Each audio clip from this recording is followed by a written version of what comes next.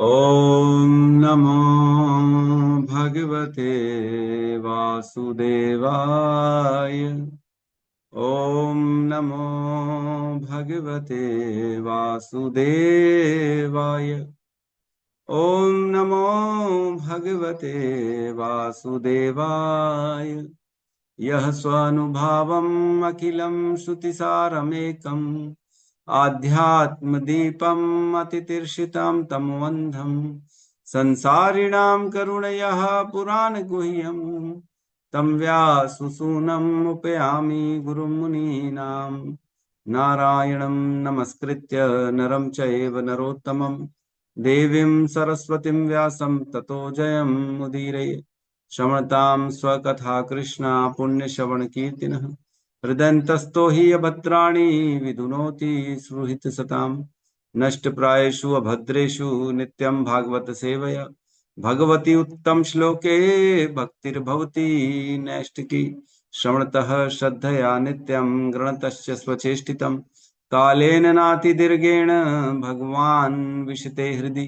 कृष्णाय वासुदेवाय देवकी नंदनाय च नंदगोपकुमाराय गोविन्दाय नमो नमः।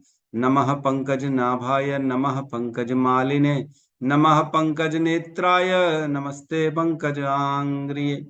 जय श्री कृष्ण चैतन्य प्रभु नित्यानंद श्री अद्वैत गदाधर श्रीवासादि गौर भक्ता वृंद। हरे कृष्णा कृष्णा कृष्णा हरे हरे, हरे राम राम राम हरे हरे। हरे कृष्णा कृष्णा कृष्णा हरे हरे, हरे राम राम राम हरे हरे। हरे कृष्णा कृष्णा कृष्णा हरे हरे, हरे राम राम राम हरे हरे।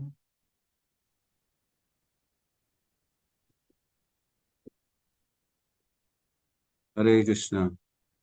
हरे कृष्णा प्रभु जी, दंडवत प्रणाम। प्रणाम माता जी। तो हम लोग अभी स्कंद 2 अध्याय 7 में प्रवेश कर चुके हैं, जिसके लगभग हमने 7 श्लोकों को कर लिया था। तो एक बार हम जो है एक से रिवीजन कर रहे हैं, बस कौन कौन से अवतार का वर्णन किया ब्रह्मा जी ने। ब्रह्मा जी ने भगवान की लीला अवतारों का वर्णन किया। यहाँ पे ब्रह्मा जी नारद जी को बता रहे हैं पहले श्लोक में कि जो है वराह, जो है वराह भगवान के अवतार का वर्णन किया कि किस प्रकार वराह देव ने भगवान ने पृथ्वी को निकाला और हिरण्याक्ष का वध किया। उसके बाद दूसरा जो है श्लोक में यज्ञ नाम के भगवान का वर्णन हुआ कि कैसे यज्ञ भगवान जो है स्वयंभू मनु के जो है परिवार में उत्पन्न हुए। स्वयंभू मनु की पुत्री हुई आकुति और उसका विवाह हुआ प्रजापति से, है ना, रुचि प्रजापति से उसका विवाह हुआ, जिनका पुत्र के रूप में सुयज्ञ नामक जो है भगवान स्वयं प्रकट हुए, जो आगे चल के इंद्र बने और उन्हीं के अन्य अन्य जो है पुत्र बने देवता, है ना। तो इस प्रकार वो जो सुयज्ञ नामक भगवान थे, उन्होंने तीनों लोगों के सभी लोगों का संताप को हर लिया, इसलिए उनका नाम रखा गया हरि। इस पे हमने चर्चा करी थी। ये है सुयज्ञ। फिर तीसरे श्लोक में भगवान कपिल देव का वर्णन आता है कि जो स्वयंभू मनु की पुत्री हुई देवहूति, उसका विवाह हुआ कर्दम मुनि से और उनके पुत्र के रूप में भगवान कपिल उत्पन्न हुए। ठीक है, उसका वर्णन हमने सुन लिया। उसके बाद चौथे नंबर श्लोक में बता रहे हैं कि महर्षि अत्रि और श्री भगवान से संतान के लिए प्रार्थना, मतलब अत्रि और जो है अनुसुईया के पुत्र में दत्तात्रेय उत्पन्न हुए, उनका वर्णन आ रहा है। भगवान दत्तात्रेय जो अनुसुईया और अत्रि, है ना, इस पे भी हमने चर्चा करी थी। अनुसुईया कौन थी? वो जो है कपिल, भगवान कपिल की पुत्री हुई अनुसुईया, जिसकी शादी हुई जो है अत्रि ऋषि से, और उसके बाद उनके पुत्र के रूप में देव दत्तात्रेय भगवान उत्पन्न हुए। उसके बाद 5वें नंबर श्लोक में 4 कुमार का वर्णन आता है, जो कि स्वयं ब्रह्मा जी के पुत्र हैं। सबसे पहले ब्रह्मा जी ने इन्हीं प्रकट किया था 4 कुमार को। 4 कुमार को जब प्रकट किया तो ब्रह्मा जी ने उन्हें आदेश दिया कि जाओ सृष्टि का जो है निर्माण करो, प्रजा बढ़ाओ। तो मना कर दिया इन्होंने, बोले हमसे नहीं होगा, हम ये बच्चे अच्छे जो है पैदा नहीं करेंगे, हम ये सब काम नहीं करेंगे, हम तो भगवान की तपस्या करेंगे। तो उनको क्रोध आ गया था ब्रह्मा जी को। वो क्रोध को उन्होंने दबाया, लेकिन वह क्रोध रुद्र के रूप में प्रकट हुए जो 11 रूपों में बढ़ गए, जिसमें से एक शिव जी बने, है ना, वो अलग चर्चा चल रही है। फिर छठे नंबर श्लोक में वर्णन आता है भगवान नर नारायण का, जो कि भगवान नर नारायण धर्म और उनकी पत्नी मूर्ति के गर्भ से उत्पन्न हुए दो जुड़वा बच्चे, जिनका नाम हुआ नर और नारायण, है ना, उनके बारे में हमने चर्चा करी थी। आज भी वो बद्रिकाश्रम में विराजमान है, तपस्या कर रहे हैं। और इनकी तपस्या भंग करने के लिए एक स्वयं कामदेव आ गए थे, और कामदेव ने इन्हें जो है सुंदर सुंदर स्त्रियां जो है भेजा, ताकि इनकी तपस्या टूटे। लेकिन उन्होंने स्वयं अपने शरीर से अनेक सुंदर सुंदर जो है देवियां उत्पन्न कर दी, जिसके कारण जो है इनकी तपस्या नहीं टूटी। और इन्होंने मुस्कुराया और उन्हें बोला कि जो तुम्हें अच्छी लगे उससे ले जाओ। तो उन्होंने उर्वशी को लेके गए। फिर उसके बाद 7वें नंबर श्लोक में हमने पढ़ा कि जो स्वयं भगवान है वह क्रोधित नहीं होते, है ना। यद्यपि शिव जी भी क्रोध होते हैं, शिव जी को काम ने भी परेशान करने की कोशिश की थी, लेकिन शिव जी ने अपनी दृष्टि से कामदेव को जला दिया था। लेकिन स्वयं शिव जी उस क्रोध से जल रहे हैं, उन्होंने अपने क्रोध को नहीं जला पाया, है ना। ये वर्णन आया था पिछले श्लोक में, हमने चर्चा करी थी कि लेकिन भगवान जो है नर नारायण, वो क्रोध के वश में नहीं आए, क्योंकि भगवान की सत्ता अलग चलती है। भगवान को यद्यपि बाहर किसी से कुछ भी नहीं चाहिए, वो स्वयं आत्माराम, उनके पास सब कुछ है, उनको बाहरी किसी व्यक्ति से कोई चीज की आवश्यकता नहीं है, इसलिए क्रोध होने की जरूरत ही नहीं, क्योंकि उनके पास सब कुछ है। जिसके पास सब कुछ है वो किस लिए क्रोध करेगा? क्रोध करने का कोई कारण भी तो होना चाहिए। तो इस प्रकार उनका क्रोध करने का कोई कारण नहीं था। तो आज हम प्रवेश करेंगे श्लोक क्रमांक 8 में, है ना, जिसमें बहुत ही सुंदर श्लोक है। और इसमें ध्रुव महाराज का वर्णन आएगा। ध्रुव महाराज की आज थोड़ी बहुत हम कथा पे चर्चा करेंगे, कथा सुनेंगे, कैसे ध्रुव महाराज घर से निकल गए और भगवान की प्राप्ति के लिए उन्होंने तपस्या करी।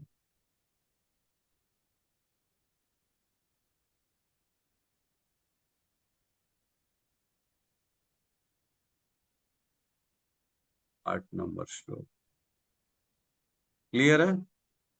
जी प्रभु जी। जी प्रभु जी। श्लोक क्रमांक 8, अध्याय 7, स्कंद 2। एक बार मैं पूरा श्लोक पढ़ लेता हूँ, फिर आप लोग सेकंड बार में रिवीजन मेरे साथ रिपीट करिएगा। एक बार मैं पढ़ लेता हूँ। श्लोक क्रमांक 8, विद्दः सप्त्युन्तुदित पत्रिभिरन्तिराज्ञो बालोऽपि सन्नुपगते तपसे बनानि तस्मादाद ध्रुवं गतिं गृणते प्रसन्नो दिव्याः स्तुवन्ति मुनयो यद उपर्यधस्तात्। ठीक है, तो साथ में अब रिपीट करेंगे एक बार में। विद्दः सप्त्यन्तुदित पत्रिभिरन्तिराज्ञो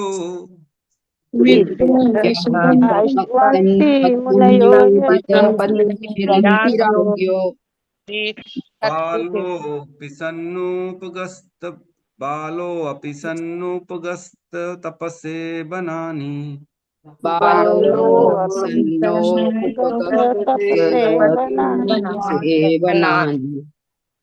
तस्मादात् ध्रुवं गतिं गृणते प्रसन्नो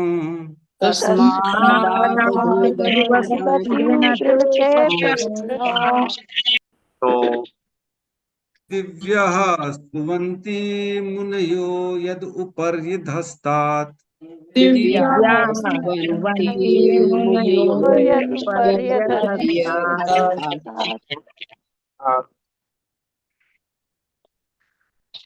विद्धा सपत्न्या उदितपत्रिभिरन्तिराज्ञो विद्दः सपत्न्योदितपत्रिभिरन्तिराज्ञो बालोऽपि सन्नुपगतस्तपसे तपसे वनानि बालोपविशन्नुपगतस्तपसेवनानि तस्मा अदाद ध्रुवगतिं गृणते प्रसन्नो तस्मादात् ध्रुवगतिं गृणते गतिं गृणते प्रसन्नो प्रसन्नो दिव्याः स्तुवन्ति मुनयो यदुपर्यधस्तात् दिव्यास्तुवन्ति मुनयो यदि यदुपर्यधस्तात् हरे कृष्ण। विद्या सपत्न्यु उदितपत्रिभिरन्ति राज्ञो सपत्न्या उदितपत्रिभिरन्तिराग्यो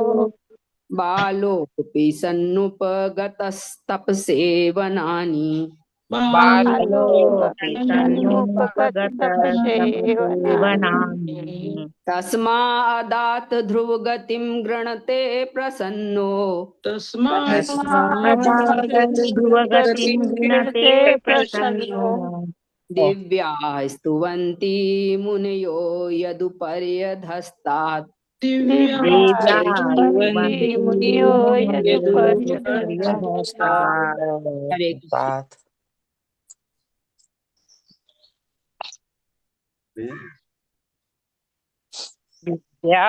व्यासपत्न्योदित प्रतिभिरन्ति राघो विद्या सपत्न्योदितपत्रिभिरन्ति राज्ञो बालो तन्नोपगतस्तप्से बनानि बालोपगतस्तपसेवनानि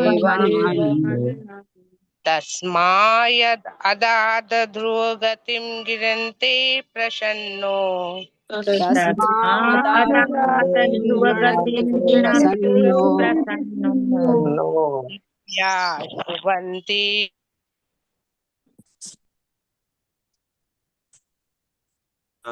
दिव्यास्तुवन्ति मुनयो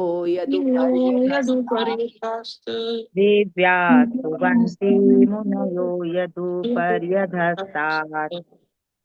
अनुवाद।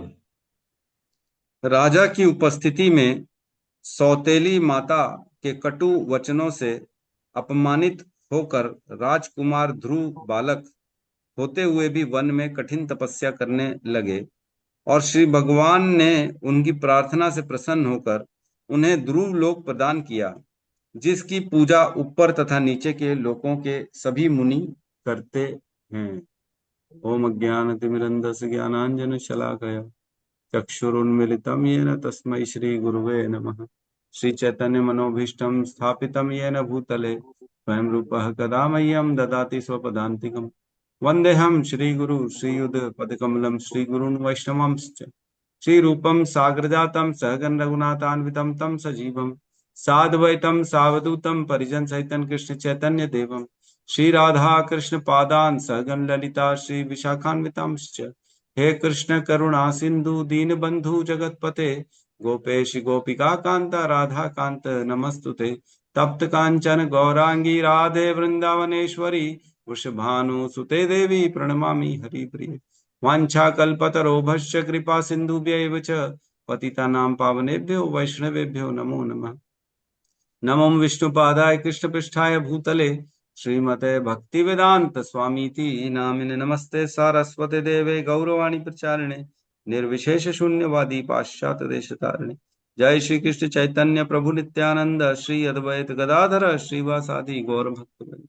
हरे कृष्ण कृष्ण कृष्ण हरे हरे हरे राम राम राम हरे कृष्णा। तो यहाँ पे ध्रुव महाराज की कथा का वर्णन हो रहा है ना। इसमें लिखा है कि कैसे ध्रुव महाराज ने अपने सौतेली माता के कटु वचनों को सुनकर अपमानित हो गए और घर छोड़ के वन में चले गए और भगवान की प्रार्थना करी और भगवान ने उन्हें ध्रुव लोक प्रदान किया, जिस ध्रुव लोक की ऊपर तथा नीचे के लोगों के द्वारा स्तुतियां होती हैं, है ना। तो प्रश्न उठना चाहिए कि हम तो भगवान के जो है अवतारों का वर्णन कर रहे हैं, तो यहाँ पे तो ध्रुव का वर्णन हो रहा है। ब्रह्मा जी तो भगवान के अवतारों का वर्णन कर रहे हैं ना, यहाँ कौन से भगवान का वर्णन हो रहा है। कौन से भगवान का वर्णन होता है बताइए। नारद जी जो भगवान के। अच्छा, नारद जी जिन्होंने उनको रास्ता दिखाया कि कौन जी सा। जी। और कोई? और कोई कोई बताएगा? अ, श्रीमद् प्रभु भागवतम। तो क्या? प्रभु जी विष्णु भगवान की। प्रभु जी क्वेश्चन क्या विष्णु है? मेरे भगवान को की हरे कृष्णा। हाँ विष्णु भगवान, सुनने क्योंकि को नहीं लोक आया उन्हें वो। प्रभु स्थापित जी क्या किया विष्णु क्या? ध्रुव। भगवान की। विष्णु भगवान की, है ना, जिन्होंने दर्शन दिया ध्रुव महाराज को, ऐसा? ये लोक स्थापित किया। जिन्होंने ध्रुव लोक प्रदान किया। मतलब जो ध्रुव राज की जो कथा आ रही है। किसकी कथा आ रही है? क्या कह रही माता जी? हरे कृष्णा प्रभु जी, क्वेश्चन क्या है? वो ऑटो आ गया तो सुनने को नहीं मिला। क्वेश्चन ये है कि जब ब्रह्मा जी यहाँ भगवान के अवतारों की बात कर रहे हैं, तो इस श्लोक में तो ध्रुव महाराज की कथा चल रही है। तो इस श्लोक में कौन से भगवान का वर्णन कर रहे हैं ब्रह्मा जी? और प्रभु जी उनकी पूजा ऊपर और नीचे सभी लोग के निवासी कर रहे हैं। कृष्ण तो भगवान, ध्रुव लोक कृष्ण की पूजा भगवान कर की। रहे हैं। जी तो ध्रुव लोक है इसमें भगवान? नहीं नहीं, लोक के नहीं निवासी नहीं, भगवान कृष्ण। भगवान की, मतलब लोक ऐसा दिया, दिव्य लोक दिया। कौन से भगवान की? तो भगवान कृष्ण की उनने ही तो दिया प्रभु जी। अच्छा, कृष्ण आए थे, कृष्ण ने उसको दर्शन दिया ध्रुव नारायण महाराज। ने किया था ना प्रभु जी। भगवान नारायण ने आकर उनको नारद ने दर्शन दिया। रास्ता दिखाई थी, नारद जी ने। नारद जी ने रास्ता दिखाया और नारायण जी आए थे, नारायण ने उसने दर्शन दिया था। यस, हमारे गौतम बुद्ध प्रभु ने आंसर लिखा है। यहाँ बात चल रही है भगवान कृष्णी गर्भ की। हाँ प्रश्नी गर्भ जी। तो कृष्णी गर्भ की बात चल रही है यहाँ पे। तो हम प्रवेश करते हैं। बड़ा सुंदर श्लोक है, हिल जाएंगे। मतलब पहले तो समझ में ही नहीं आता क्या बात चल रही है, लेकिन बाद में समझ में आता है ये भगवान कृष्णी गर्भ की बात चल रही है। ठीक है, तो हम श्लोक में प्रवेश करते हैं। श्लोक में कह रहे हैं विद्दह, है ना, विद्दह मीन्स बिंद कर, है ना, मतलब परेशान होकर। सप्त्यंती, सप्तनी मीन्स सौतेली माता, है ना। उदित प्रतिभिअंतिराज्ञो मीन्स अपनी सौतेली माँ के मुख से उदित हुए वाक्य रूपी बाण से भिंद गए। जो है ध्रुव महाराज अपने सौतेली माँ, जो कटु वचन जिसने बोला था ध्रुव महाराज को, है ना, ध्रुव महाराज ने क्या किया था? ध्रुव महाराज एक्चुअल में उनके पिता हुए उत्तानपाद। उत्तानपाद की दो पत्नी हुई, सुनीति और सुरुचि। जैसा नाम वैसा काम। सुनीति नीतिगत चलती थी, और सुरुचि जो थी वो रुचि के अनुसार काम करती थी, है ना। जहाँ इंटरेस्ट हो वही काम करना है ना, बाकी धर्म को नहीं देखना है। और वो सुंदर थी सुरुचि। सुरुचि के पुत्र हुए उत्तम, है ना। और सुनीति के पुत्र हुए ध्रुव महाराज। ध्रुव महाराज जबकि बड़े थे, उत्तम छोटे थे, है ना। तो एक दिन उत्तानपाद की गोद में बैठे थे ध्रुव महाराज, अपना उत्तम। उत्तम क्योंकि ध्रुव जो उत्तानपाद थे राजा, वो सुरुचि के साथ ज्यादा रहते थे, सुनीति को कम पसंद करते थे, क्योंकि वो दिखने में, या जो भी है मैं नहीं जानता उसके पीछे का क्या कारण है, लेकिन इसका आसक्ति जो है, नई रानी थी ना, वो छोटी रानी थी, तो उससे ज्यादा वो आसक्त थे उत्तानपाद। तो एक बार की बात है, जब ध्रुव महाराज अपने पिता के गोद में बैठने के लिए आए दौड़े दौड़े, जब देखा कि छोटा भाई उत्तम पिता के गोद में बैठा है, तो उनकी भी इच्छा हुई कि मैं भी अपने पिता के गोद में बैठूं। तो उन्होंने चढ़ के बैठने का प्रयास किया। तो वहां खड़ी हुई थी सुनीति, सुरुचि जो उत्तम की माँ है। उसने जो है ध्रुव महाराज को दूर कर दिया, फेंक दिया दूर, धक्का दे दिया। बोले तुम अपने पिता की गोद में तभी बैठ सकते हो जब तुम मेरे गर्भ से उत्पन्न होगे, है ना। तुम्हारी जो है, तुम्हारी अभी तो फिलहाल ये इच्छा पूरी नहीं होगी, क्योंकि उत्तानपाद केवल अभी उत्तम को जो है गोद में लेंगे, तुमको नहीं लेंगे। तो इस प्रकार जो उनके मुख से बाण निकले थे, गंदे वचन निकले थे, और इस प्रकार वो जब उन्होंने ध्रुव महाराज ने सुना, तब उनका हृदय बेचारे का भिंद गया। वही लिखा है ना, विद्या सप्त्युंत उदित पत्रिभिरंति राज्ञो। राजा उत्तानपाद, राज्ञो मीन्स राजा उत्तान के पाद के पास जब वो गए थे, उस समय उनकी सौतेली माता ने ऐसे ऐसे वचन बोले जिनसे उनका हृदय विदीर्ण हो गया, एकदम छल्ली छल्ली हो गया, बोले खूना खून हो गया बेचारे ध्रुव महाराज, छोटे से बच्चे का हृदय। फिर आगे कह रहे हैं बालोपी, यद्यपि वो एक छोटे बालक थे ध्रुव महाराज, बालोपी सन्नु उपगतस तपस्से बनानी, तो बालोपी यद्यपि वो बालक थे लेकिन फिर भी वह उपगते मीन्स बनानी, वन चले गए, तपस्से तपस्या करने के लिए वन चले गए, सन्न उपगतस तपस्से बनानी, वे बालक थे यद्यपि फिर भी उन्होंने तपस्या करने के लिए वन में चले गए, है ना। क्या तपस्या करने के लिए गए? क्योंकि उन्होंने अपनी माता को बताया सारी बात, सुनीति माता को बताया कि माता मेरे साथ, मेरी जो विमाता है, जो मेरी सौतेली माता है, उसने ऐसा ऐसा व्यवहार किया है। तो सुनीति ने देखो, सोचो कितना अच्छा उत्तर दिया बेटा, उन्होंने अपने पुत्र को उत्तर दिया, बेटा इसमें तुम्हारी माता सुरुचि की कोई गलती नहीं है, कहीं ना कहीं तुम्हारे कर्मों के कारण ही ऐसा हो रहा है। तुम्हें जो भी चाहिए तुम भगवान विष्णु से प्रार्थना करो, भगवान तुम्हें वो सब प्रदान कर देंगे, इसमें तुम अपने माता के लिए कुछ भी गंदा विचार मत लाओ। ऐसा बोला, सोचो सुनीति में है। हमारे साथ हो तो हम तो बोले चल, तो तेरे साथ मैं चलती हूँ, बात करती हूँ, कैसे उसकी हिम्मत कैसे हुई मेरे बेटे को ऐसा ऐसा बोलने। तो कितनी सुनीति देखो, तभी इसका नाम ही सुनीति है कि हर बात वो नीतिगत धर्म अनुसार करती है।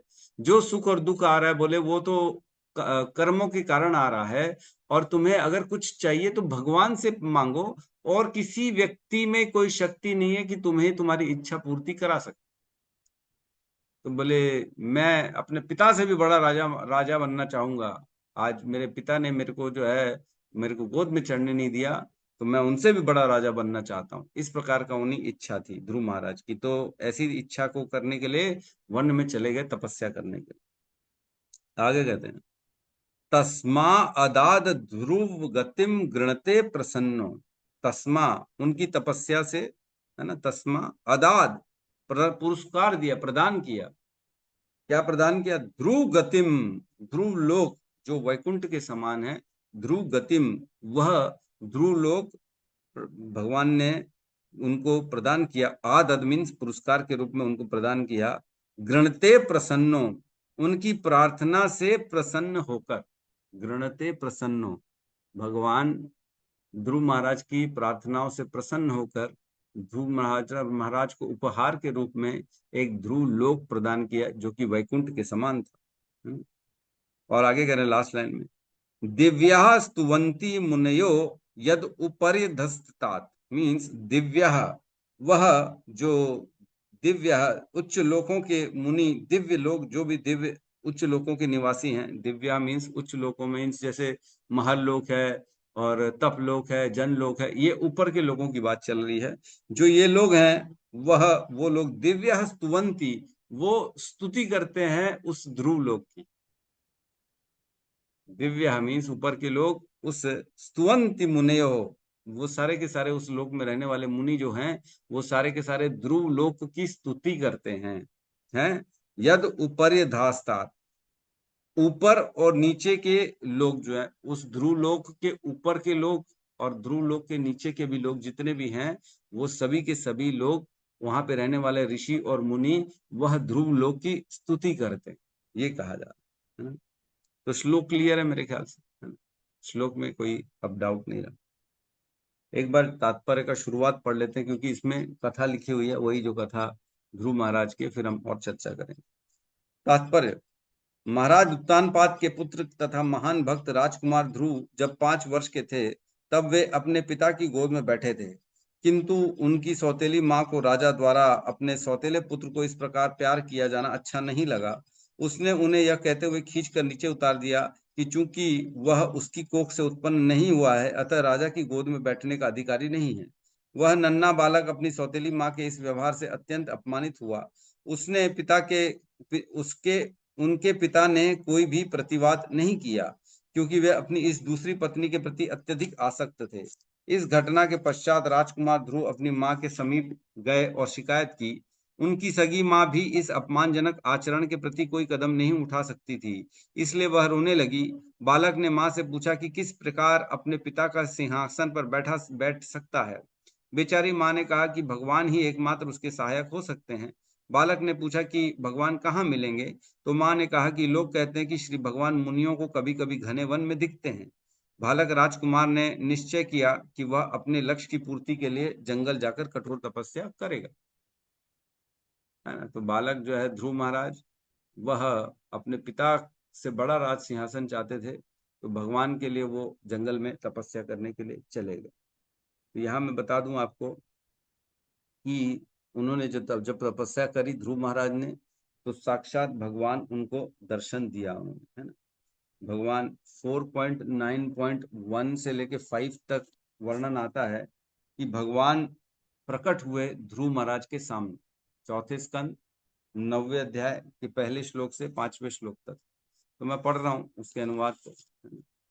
पहले श्लोक के अर्थ में मैत्रेय मुनि ने विदुर से कहा, जब श्री भगवान ने देवताओं को इस प्रकार फिर से आश्वासन दिलाया तो वे सभी प्रकार के भय से मुक्त हो गए और वे सब उन्हें नमस्कार करके अपने अपने देवलोक को चले गए। तब श्री भगवान, जो सहस्त्र शीर्ष अवतार से भिन्न नहीं है, गरुड़ पर सवार हुए और अपने दास ध्रुव से मिलने हेतु मधुवन गए। तो यहाँ पे जो भगवान है उनका वर्णन चल रहा है कि वो मधुवन गए ध्रुव को दर्शन के लिए। सेकंड श्लोक में ध्रुव महाराज अपने प्रखर योगाभ्यास के समय श्री भगवान के जिस बिजली सदृश तेजमान रूप के ध्यान में निमग्न थे, वह सहसा अदृश्य हो गया। फलतः ध्रुव अत्यंत विचलित हो उठे और उनका ध्यान टूट गया। किंतु ज्यों ही उन्होंने अपने नेत्र खोले, वैसे ही उन्होंने अपने समक्ष पूर्ण पुरुषोत्तम भगवान को उसी रूप में साक्षात उपस्थित देखा जिस रूप का दर्शन वे अपने हृदय में कर रहे थे। पहले हृदय में दर्शन किया भगवान ने, फिर हृदय से अपने आप को हटाया, तब ध्रुव महाराज की आंखें खुल गई और देखा तो सामने साक्षात उसी रूप में भगवान खड़े थे।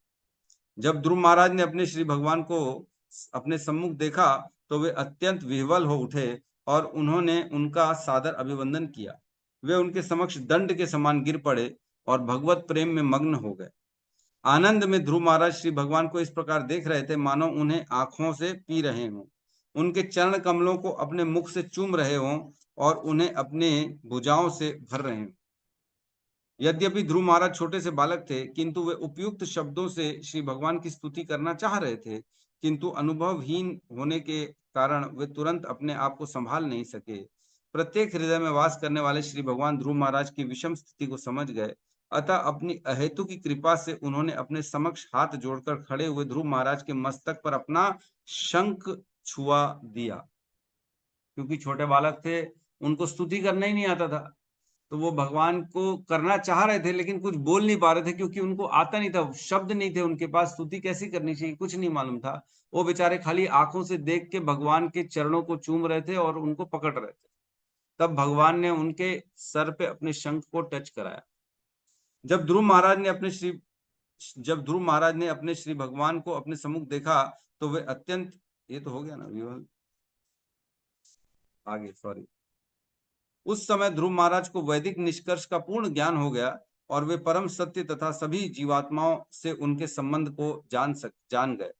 श्री भगवान के भक्तिमय सेवा के लिए विश्व विख्यात ध्रुव महाराज ने, जिन्हें शीघ्र ही ऐसे लोगों की प्राप्ति होने वाली थी जो कभी भी यहाँ तक के प्रलय काल में विनष्ट न होने वाला है, सहज भाव से सौदृश्य व निर्णयात्मक स्तुति करी।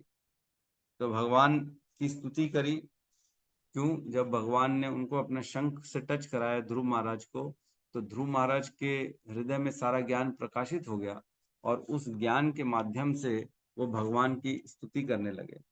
तो स्तुति जो है वो 5वें श्लोक से 17वें श्लोक तक स्तुति है भगवान की, है ना। तो हम अब स्तुति में नहीं जाएंगे, हम मेन यहाँ पे चर्चा करते हैं कि जो भगवान दर्शन दिए थे ध्रुव महाराज को वो कौन थे, है ना। यहाँ पे चर्चा वो चल रही है। तो तात्पर्य में अगले पैराग्राफ में शिला प्रभुपाद लिखते हैं, राजकुमार ध्रुव ने अपने गुरु श्री नारद मुनि के आदेश अनुसार कठिन तपस्या की। श्री नारद मुनि को श्री भगवान ने इस कार्य के लिए विशेष तौर पर नियुक्त किया था। श्री नारद मुनि ने उन्हें 18 अक्षरों वाले मंत्रों को जपने की दीक्षा दी थी। यह मंत्र है ओम नमो भगवते वासुदेवाय। भगवान वासुदेवाय ने स्वयं प्रश्नी गर्भ नामक चतुर्भुज भगवान के रूप में अवतरित होकर राजकुमार को सप्त नक्षत्रों से ऊपर विशिष्ट लोक प्रदान किया। लिख रहे हैं कि भगवान स्वयं प्रश्नी गर्भ के रूप में आए थे। विष्णु नहीं थे, नारायण नहीं थे, कृष्ण नहीं थे, ये नए भगवान है प्रश्नी गर्भ। नए तो हमारे लिए है, लेकिन है तो पुराने, क्योंकि ये बात कब की चल रही है? ये पहले मनवंतर की बात चल रही है। अभी कौन सा मनवंतर चल रहा है? 7वां मनवंतर चल रहा है। अभी कौन सा? वैवस्वत मनवंतर चल रहा है। लेकिन ये बात चल रही है कब की? ये पहले मनवंतर की, जब स्वयंभू मनु थे। स्वयंभू मनु की पुत्री हुई, है ना, सॉरी, पुत्र हुआ उत्तानपाद, और उत्तानपात्र के पुत्र हुए ध्रुव महाराज।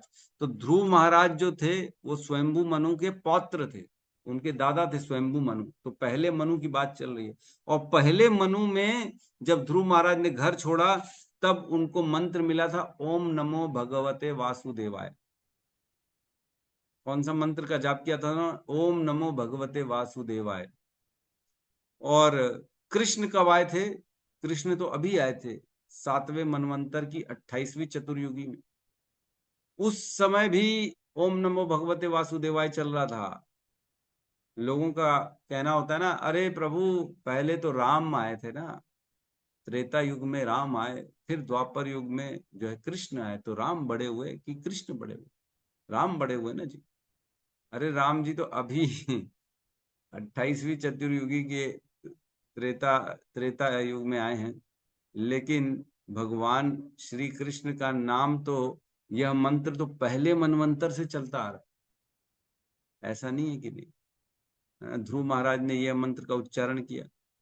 इसके अलावा आपको मैं बता दूं, ये प्रश्नी गर्भ हैं कौन, है ना? प्रश्नी गर्भ के बारे में वर्णन आता है कि जो प्रश्नी गर्भ हैं, यह आता है 10वें स्कंद के 3रे अध्याय 10.3.38। इसमें वर्णन आता है, 38 में आता है कि देवकी और वसुदेव, इन्होंने क्या किया था? अपने पूर्व जन्म में भगवान की तपस्या करी थी, तब भगवान ने उनको दर्शन दिया था। 38 में कहते हैं, हे निष्पाप माता देवकी, जब उन 12,000 दैवी वर्षों के बीच जाने पर, जिनमें आप अपने हृदय में परम श्रद्धा, भक्ति तथा तपस्या पूर्वक निरंतर मेरा ध्यान करती रही, मैं आपसे अत्यंत प्रसन्न हुआ था।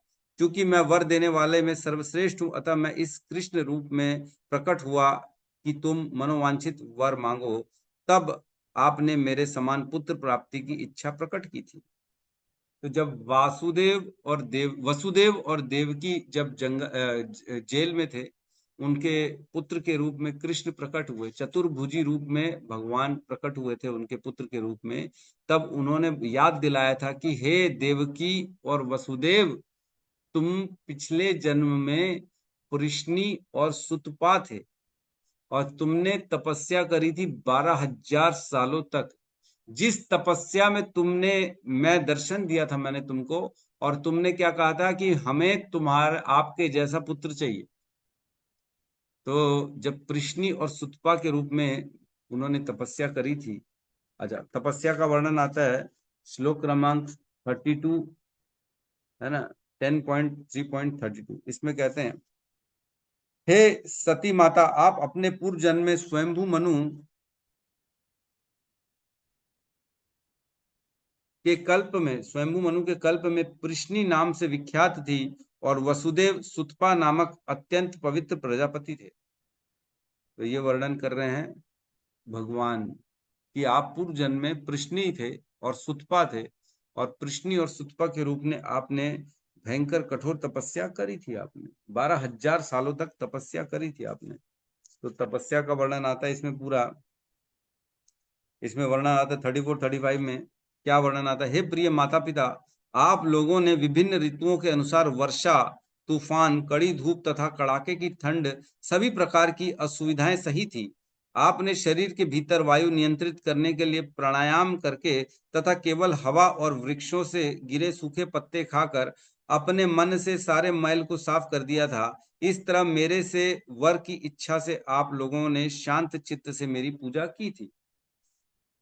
वर्णन आ रहा है ना। तो भगवान ने अगले श्लोक में लिखा, इस तरह आप दोनों ने मेरी चेतना में कठिन तपस्या करते हुए 12,000 दैवी वर्ष बिता दिए। 12,000 वर्षों तक आपने तपस्या करी थी मेरे लिए कि भगवान पुत्र चाहिए आपको। लिखा है आगे लिखा है, उन 12,000 दैवी वर्षों के बीत जाने पर जिनमें आप अपने हृदय में परम श्रद्धा भक्ति तथा तपस्या पूर्वक निरंतर मेरा ध्यान करती रही, मैं आपसे अत्यंत प्रसन्न हुआ था। चूंकि मैं वर देने वालों में सर्वश्रेष्ठ हूं, अतः मैं कृष्ण के रूप में प्रकट हुआ कि तुम मनोवांछित वर मांगो। तब आपने मेरे समान पुत्र प्राप्ति की इच्छा प्रकट की थी। कृष्ण प्रकट हुए थे, है ना, लेकिन इन्होंने वर मांगा था कि हमें आप जैसा पुत्र चाहिए। तो जब इन्होंने ऐसा वर मांग लिया कि आप जैसा पुत्र चाहिए, तो फिर उन्होंने उनके गर्भ से नया एक प्रश्नी गर्भ के नाम से भगवान उत्पन्न हुए, और वो प्रश्नी गर्भ कहलाए। और वो समान ही है, नारायण के समान ही है, कृष्ण के समान ही है, लेकिन कृष्ण नहीं है, वो कृष्ण से अलग है। और वही, अच्छा अब बताए, वह भगवान प्रश्नी गर्भ, अब यहाँ पे ध्रुव महाराज को दर्शन किसने दिया? प्रश्नी गर्भ ने दर्शन दिया। और प्रश्नी गर्भ ने भगवान, मतलब प्रश्नी गर्भ भगवान ने ध्रुव महाराज को ध्रुव लोक प्रदान किया, और स्वयं भी उस ध्रुव लोक में रहने लगे, क्योंकि ध्रुव महाराज सदा सदा उस वैकुंठ में भगवान के साथ रहते हैं। ठीक है, समझ में आ रहा है? तो ये प्रश्नी और सुतपा जो हैं, यही देवकी और जो है वसुदेव हैं। तो जब प्रश्नी और सुतपा ने तपस्या करी थी, तो भगवान ने उनको बोला था कि मैं 3 जन्मों में तुम्हारा पुत्र के रूप में आऊंगा। एक जन्म तो प्रश्नी और सुतपा के रूप में प्रकट हुए, प्रश्नी गर्भ के रूप में। अगले जन्म में वही प्रश्नी और सुतपा बने कश्यप और अदिति। कश्यप और अदिति के पुत्र के रूप में भगवान वामन उनके गर्भ से उत्पन्न हुए, है ना, सेकंड जन्म में। और तीसरे जन्म में देवकी और वसुदेव बने, जिनके पुत्र के रूप में स्वयं साक्षात चतुर्भुजी विष्णु प्रकट हुए, है ना। तो प्रभु जी आप बोलोगे, अरे देवकी और वसुदेव के तो पुत्र कृष्ण थे, आप कृष्ण क्यों नहीं बोल रहे? हम तो चतुर्भुजी विष्णु बोल रहे। तो जब हम इसकी गहराई में जाएंगे ना, तब पता पड़ेगा, जब भगवान प्रकट हुए तो वो चतुर्भुजी के रूप में बालक प्रकट हुए थे, भगवान जो है देवकी के गर्भ से। तो चतुर्भुजी जो थे वो स्वयं भगवान नारायण थे, विष्णु थे, वह कृष्ण नहीं थे, क्योंकि उन्होंने बोला था हमें आप जैसा पुत्र चाहिए, है ना। तो देवकी और वसुदेव के गर्भ से जो भगवान प्रकट हुए वो विष्णु हुए थे, चतुर्भुजी विष्णु प्रकट हुए थे। और उन्होंने अपने पिता वसुदेव को आदेश दिया था कि मुझे ले जाओ और मुझे वृंदावन, वहां पे गोकुल में ले जाओ, वहां पे जाके मुझे यशोदा के वहां पे छोड़ के आ जाओ, है ना, नंद बाबा के घर पे छोड़ के आओ। और वहीं पे नंद बाबा और यशोदा ने भी एक पुत्र और पुत्री को जन्म दिया था, है ना। तो जो पुत्र था, वह नंद बाबा का जो पुत्र था वो कृष्ण थे, है ना। तो जब ये लेके गए, तो यह विष्णु जिसको लेके गए वसुदेव, वह जाके जब वहां पे रखा, तो वो विष्णु और वो जो कृष्ण जो नंद बाबा के पुत्र थे, वो दोनों एक दूसरे के अंदर समाहित हो गए, मर्ज हो गए वो दोनों। और जो वसुदेव थे, उन्होंने जो पुत्री थी उसको उठा के लेके आ गए। जो सुभद्रा हुई थी भगवान की बहन, जो माया है साक्षात, उसे उठा के लेके आ गए वापस कंस के कारागार में, है ना। तो इस प्रकार की स्टोरी आती है। जब कंस अगले दिन आते मारने के लिए, तो वो साक्षात देवी का दर्शन कर देती है, अपने आप को सुभद्रा माया दिखा देती है कि मैं देवी हूँ, और बोलती है तू जिसे मारना चाहता है उसका तो ऑलरेडी जन्म हो चुका है। तो इस प्रकार से वर्णन आता है। और जो देवकी, वसुदेव, ये इनके 3 जन्म हुए। पहले प्रश्नी और सुतपा के रूप में, जिनके पुत्र भगवान स्वयं प्रश्नी गर्भ उत्पन्न हुए। फिर अदिति कश्यप के पुत्र हुए वामन। फिर देवकी वसुदेव के पुत्र हुए चतुर्भुजी रूप में विष्णु, है ना। तो इसके अलावा मैं फिर और स्टडी कर रहा था, तब जो है रामचरितमानस में वर्णन आता है कि ऐसी ही तपस्या करी गई थी जो है स्वयंभू मनु और शतरूपा के द्वारा भी, है ना। स्वयंभू मनु वही ध्रुव महाराज के जो दादा हुए स्वयंभू मनु, उनकी पत्नी हुई शतरूपा, है ना। इन्होंने क्या किया था, काफी समय भोगने के बाद जब बढ़िया चल रहा था परिवार, बच्चे बच्चों की शादी हो गई, तब विचार आया इनके हृदय में कि हम ऐसे कब तक भोगते रहेंगे, हमको अब तपस्या करनी चाहिए, अपने जीवन को सही दिशा में ले जाना चाहिए। तो उन्होंने घर बार त्याग करके नैमिषारण्य चले गए और नैमिषारण्य में उन्होंने तपस्या करी। स्वयंभू मनु और शतरूपा ने तपस्या करी, 6000 साल तक केवल जल में तपस्या करी, फिर 7000 साल तक केवल वायु में तपस्या करी, वायु ग्रहण करते थे और कुछ नहीं खाते थे, फिर 10,000 साल तक वायु भी नहीं ली उन्होंने ऐसी तपस्या है, सांस भी नहीं ली, और एक पैर पे खड़े रहे 10,000 साल तक। तो टोटल इन्होंने 23,000 सालों तक तपस्या करी। कौन? स्वयंभू मनु और उनकी पत्नी शतरूपा ने। तब भगवान प्रसन्न हुए, तब भगवान उनको दर्शन दिया। तब स्वयंभू मनु और शतरूपा ने उनसे विनती करी कि आप हमारे पुत्र के रूप में आइए। तो उन्होंने आशीर्वाद दिया, ठीक है, बोले हम आपके पुत्र के रूप में आएंगे, लेकिन अब आपके अगले जन्म में आएंगे हम आपके पुत्र के रूप में। तब उन्हीं स्वयंभू मनु और शतरूपा का अगला जन्म होता है दशरथ और कौशल्या के रूप में। वही दशरथ और वही कौशल्या जिनके पुत्र के रूप में राम प्रकट होते हैं, है ना।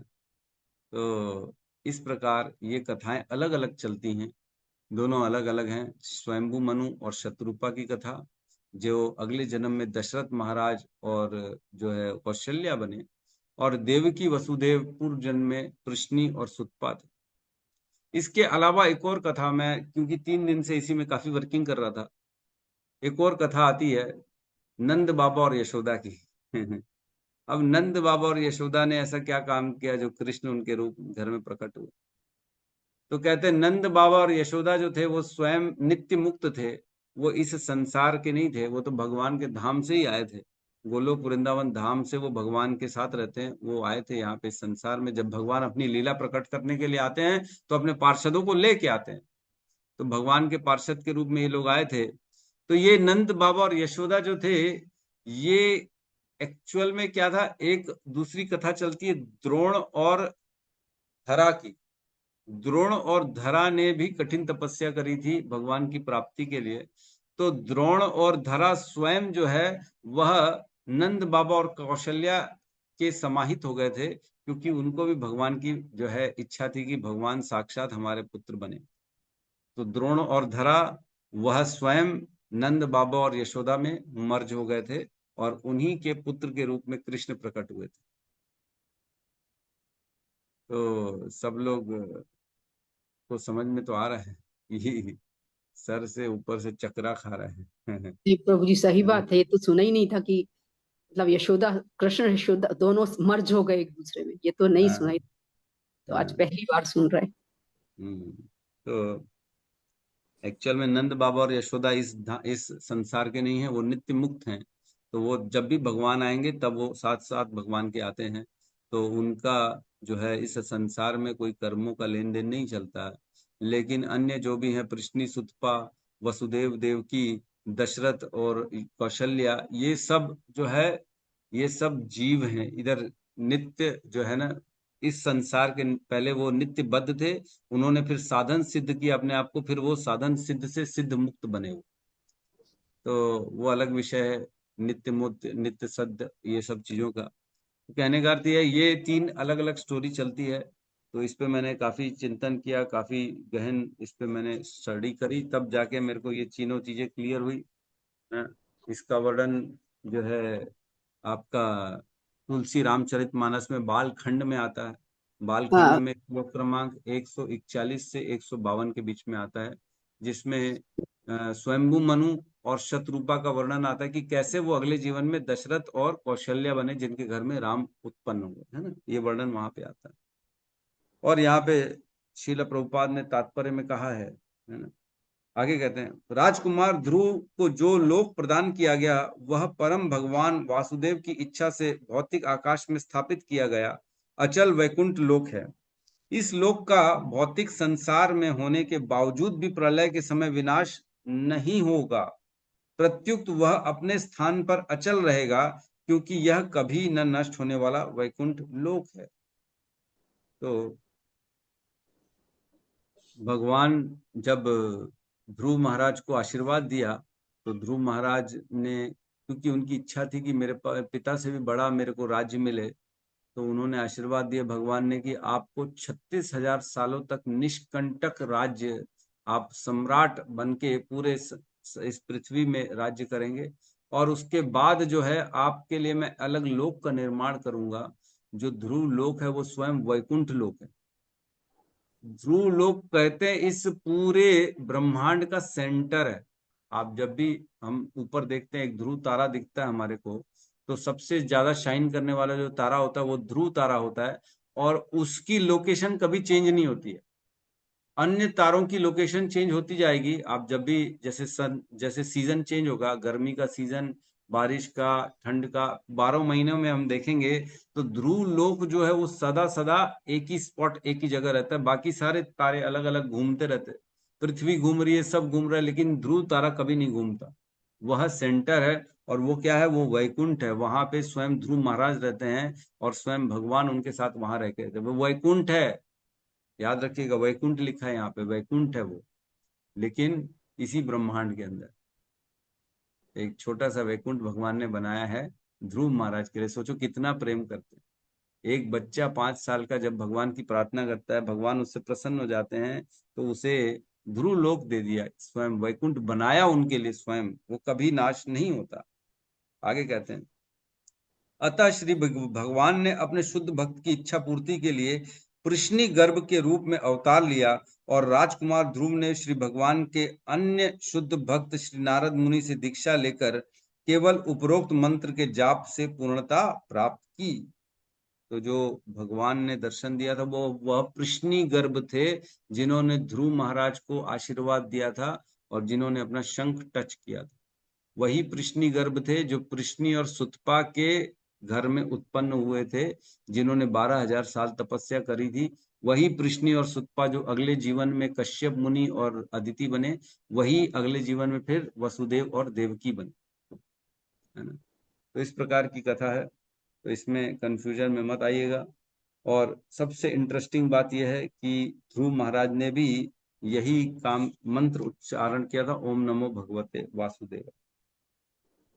तो ऐसे पथ प्रदर्शक हर संभव प्रकार से श्री भगवान से मिलने की दृढ़ इच्छा होने पर स्वतः मिल जाता। तो कह रहे, इसका अर्थ यह है कि श्रील प्रभुपाद कहना चाहते हैं कि जिसके अंदर दृढ़ता हो भगवान की प्राप्ति के लिए, है ना, तो भगवान उसके जीवन में, जैसे ध्रुव महाराज के जीवन में नारद जी को भेजा था, तो क्या नारद जी को पहले से पता था? नहीं। जब ध्रुव महाराज घर से निकल गए, तब भगवान अपने भक्त की रक्षा के लिए किसी न किसी को भेज देते, है ना। पथ प्रदर्शन कौन बताएगा ध्रुव महाराज को कि करना क्या है, भगवान की प्राप्ति कैसे होगी, ये कौन बताएगा? तो ये काम भगवान करते हैं। जब भी हम अपने हृदय से भगवान को प्रार्थना करते कि भगवान मुझे सही रास्ता दिखा दो, भगवान मैं परेशान हो गया हूं, मुझे आपकी प्राप्ति चाहिए, जब हम हृदय से भगवान को पुकारते ना, तो भगवान उस व्यक्ति के जीवन में एक पथ प्रदर्शक गुरु को भेज देते। पथ प्रदर्शक गुरु अलग होता है, शिक्षा गुरु अलग होता है, लेकिन दोनों एक भी हो सकते हैं, ऐसा जरूरी नहीं। पथ प्रदर्शक वो हुआ जिसने केवल जोड़ दिया, सपोज करो कक्षा से जोड़ दिया, हमारी भागवत कक्षा में, भैया चले जाओ, बहुत सुंदर कक्षा चल रही, तो कक्षा से जुड़े तो धीरे धीरे ज्ञान हुआ, कृष्ण का ज्ञान, भगवत गीता का ज्ञान, भागवतम का ज्ञान। तो जो जोड़ने वाला व्यक्ति हो गया वो हो गया पथ प्रदर्शक गुरु, उसने केवल रास्ता दिखा दिया हमारे को मात्र। उसको भी कभी भी उसके प्रति भी कृतज्ञ रहना चाहिए हमारे। क्यों? क्योंकि उसी के कारण हमने भक्ति में प्रवेश कर पाए, और भक्ति में जैसे हम प्रवेश किए, जो शिक्षा दे रहा हमें रोज, जो भगवान के ज्ञान दे रहा है, क्या करना चाहिए क्या नहीं करना चाहिए, साधन क्या है, मंत्र क्या है, क्या 4 नियम हैं, कैसे करना चाहिए, ये सारी चीजों का जो ज्ञान दे रहा है उसे शिक्षा गुरु है ना। तो भगवान, ये सारी व्यवस्था भगवान करते। सोचो आज जब हम भगवान से प्रार्थना करते, भगवान मुझे तकलीफ है, मुझे कृपया दर्शन दो, मुझे पथ दिखाओ, मुझे रास्ता दिखाओ, करना क्या है, तो न किसी के माध्यम से भगवान ये भेज देते। तो आप जब सब अपने जीवन का एनालिसिस करेंगे कि भक्ति में कैसे जुड़े, किसने जोड़ा, व्यवस्थाएं सारी भगवान ने की हैं, सब भगवान ने व्यवस्था करी है केवल हमारे लिए। सोचो कि एक मेरा जो भक्त है वो भटके ना, वो वापस मेरे पास धाम में आए, इसका सुनिश्चित ज्ञान उसे प्राप्त हो, इसके लिए सारी व्यवस्था करती है भगवान ने। भगवान सबको भेजा एक एक करके, ताकि हमें भगवान का ज्ञान प्राप्त हो सके और हम भगवान के धाम आ सकें। तो ध्रुव महाराज को अगर नारद जी नहीं मिलते तो क्या होता बताओ। जंगल में चले गए थे, भटक जाते कि नहीं भटक जाते, कुछ मिलता उनको, पता नहीं कौन मिलता, जंगली जानवर। कहते हैं जब ध्रुव महाराज की डिटेलिंग में जब प्रवेश करते हैं, तो जब ध्रुव महाराज तपस्या कर रहे थे जंगल में, तो आसपास घने जानवर बैठे थे उनके, लेकिन उन जानवरों ने ध्रुव महाराज को टच भी नहीं किया। ये कौन व्यवस्था कर रहा है? ये भी भगवान करते हैं, रक्षा करते अपने भक्तों की, है ना। यद्यपि भक्त जब समर्पित हो जाता है भगवान के प्रति, तो भगवान कहते हैं कि अब मैं इसका ध्यान दूंगा, है ना। भगवत गीता में कहते हैं ना, अनन्यास चिंतयन्तो माम ये जना पर्युपासते तेषाम नित्य अभियुक्ता नाम योगक्षेमम वहाम्यहम्। जो अनन्य चिंतन मेरा करता है, अनन्यास चिंतयन्तो माम, मेरा अनन्य भाव से चिंतन करता है, ये जना पर्युपासते, और मेरी उपासना करता है वो, है ना। तेषाम नित्य अभियुक्ता नाम, उसका नित्य, मैं कभी उसका साथ नहीं छोड़ता हूँ, और उसको जो चाहिए वो प्रदान करता हूँ, और जो है उसके पास उसकी रक्षा करता हूँ। भगवान कहते हैं भक्तों की रक्षा करता हूं मैं, और उसको जो भी चाहिए उसको प्रदान करता हूं। तो जो चाहिए था ध्रुव महाराज को, वो सारी चीजों को भगवान ने प्लानिंग करके एक एक करके ध्रुव महाराज के पास पहुंचवाया, ताकि ध्रुव महाराज अपनी भक्ति करें और भगवान की प्राप्ति करें। सोचो भगवान की प्राप्ति के लिए भगवान ही सारी व्यवस्था करके दे रहे है कि नहीं, एकदम अलग बात। उन्हीं की प्राप्ति करनी है, वही व्यवस्था कर रहे हैं, वही सुरक्षा भी दे रहे हैं, वही गुरु मंत्र भी दे रहे हैं, वही शिक्षा भी दे रहे हैं, वही सारा ज्ञान भिजवा रहे हैं धीरे धीरे, ताकि ये मेरे तक आ सके। गेम चल रहा है, ऐसा लग रहा है वीडियो गेम खेल रहे हैं, रिमोट से करते ना, कंट्रोल करते हैं हम, तो धीरे धीरे उस जो रिमोट वीडियो गेम में बच्चा होता है उसको पहुंचाया जाता है, भाई मंजिल तक पहुंच जा तू धीरे धीरे, कोई आएगा तो उससे रक्षा कर देंगे, जो चाहिए होगा उसको दिला देंगे, और हमको क्या लगता है कि करने वाला मैं हूं, है ना। ऐसा लगता है मैं साधन तो मैं कर रहा हूं ना, अरे रोज क्लास तो मैं अटेंड करता हूं ना। अरे क्लास अटेंड करने से कुछ नहीं होता। एक कक्षा में 50 बच्चे होते हैं, लेकिन 50 के 50 फर्स्ट नहीं आते, फेल भी हो जाते कुछ लोग। तो क्या टीचर ने अलग अलग शिक्षा सिखाई क्या सबको? सबको एक ही शिक्षा सिखाई, लेकिन सबके हृदय में तो भगवान बैठे हैं ना। उस शिक्षा को कितना किसको ग्रहण करना है, ये तो भगवान के पास मीटर है ना, कि किसी का मीटर फुल कर दिया, किसी का मीटर 0 कर दिया। वही टीचर पढ़ा रही है 2+2=4, किसी बच्चे को समझ में ही नहीं आ रहा है, बोले 2 और 2 4 कैसे होंगे, और एक बच्चे को तुरंत समझ में आ जाएगा 2 और 2 4 हो जाएंगे। यस, क्यों नहीं समझ में आ रहा है? क्योंकि भगवान उसको समझने देना नहीं चाहते, उसके हृदय में बैठे। क्यों नहीं समझने देना चाह रहे? क्योंकि उसकी स्वीकृतियां नहीं है, उसका सरेंडर नहीं है, क्योंकि उसने उतना हृदय से इच्छा नहीं करी है। इसलिए जैसी इच्छा होगी वैसे वैसे भगवान उसका मीटर खोलेंगे समझने का, ज्ञान का। मतः स्मृति ज्ञानम अपोहनम च, है ना। भगवान हृदय में बैठ के यही काम तो करते हैं। सर्वस्य चाम हृदय सन्निविष्टो मतः स्मृति ज्ञानम अपोहनम च वेदेश सर्वम अहमेव वेद्यो वेदांत कृत वेदवेद एव च अहम। मैं ही बैठा हूं सबके हृदय में, मैं ही उन्हें ज्ञान देता हूं, मैं ही उसे याद दिलाता हूं, और मैं ही उनके विस्मृति करा देता हूं। तो ज्ञान आ कैसे रहा है? भगवान की कृपा से। हम सब सुन तो रहे क्लास को, लेकिन समझ में जो आ रहा है वो भगवान की कृपा से समझ में। ये बात जिस दिन समझेंगे ना, तब समझ में आएगा कि करने वाला मैं नहीं हूँ, है ना।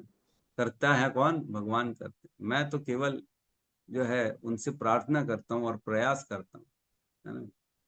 क्या कहते हैं जो भजन आता है ना, करते हो तुम कन्हैया, मेरा नाम हो रहा है। करते हो तुम प्रभु, मैं तो कुछ नहीं करता, हमारा तो केवल नाम होता है। तो भगवान नाम करा दे, जैसे कृष्ण ने अर्जुन का नाम कराया था, है ना।